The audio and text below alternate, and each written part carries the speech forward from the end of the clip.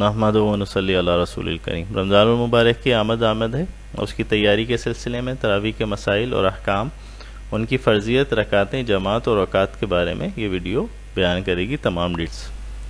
نبی کریم صلی اللہ علیہ وسلم نے ارشاد فرمایا، اللہ تعالیٰ نے رمضان کے روزے فرض کیے اور میں نے تمہارے لیے نماز تراویح تجویز کی، پس جو لوگ رمضان میں روزے رکھیں گے اور تراویح پڑھیں گے ایمان اور احتساب کے ساتھ تو وہ اپنے گناہوں سے اس طرح سے پاک ہوں گے گویا اس دن جب کہ وہ پیدا ہوئے تھے گناہوں سے پاک تھے۔ حدیث میں قیام کا لفظ آیا جس سے مراد تراویح کی جماعت ہے۔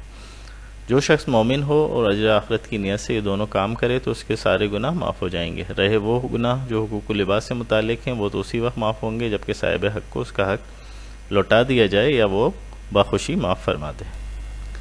تراویح کی جماعت سنت موقدہ علی الکفایہ ہے، یعنی اگر محلے کے سارے لوگوں نے چھوڑ دی تو سب نے برا کیا اور سب گناہ گار ہوں گے۔ کچھ لوگوں نے پڑھ لی تو سب کی طرف سے یہ سنت ادا ہو جائے گی، لیکن سنت موقدہ ہے اور اس کی بہت زیادہ تاکید کی گئی ہے، خصوصاً صحابہ کرام نے اس کی بہت زیادہ تاکید کی اور اس کو بہت زیادہ پریکٹس کیا، پڑھتے تھے باقاعدگی کے ساتھ، لہٰذا ہر ایک اس کو پڑھے تاکہ رمضانوں میں بہت زیادہ ثواب حاصل کر سکے۔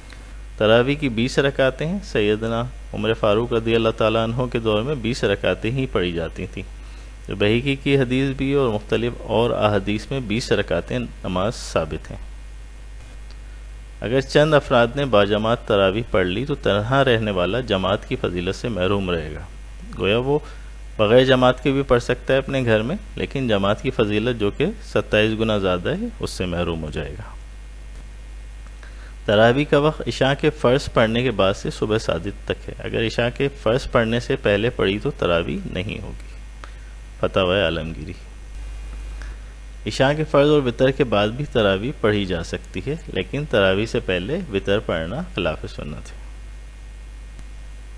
مستحب یہ ہے کہ تراویح میں تہائی رات تک تاخیر کریں، اگر آدھی رات کے بعد پڑھیں تو تب بھی کراہت نہیں ہے۔ اگر ہماری ویڈیو پسند آئی ہو تو چینل کو سبسکرائب کریں تاکہ اس سلسلے کی مزید ویڈیوز آپ کو ملتی رہیں۔ جزاک اللہ۔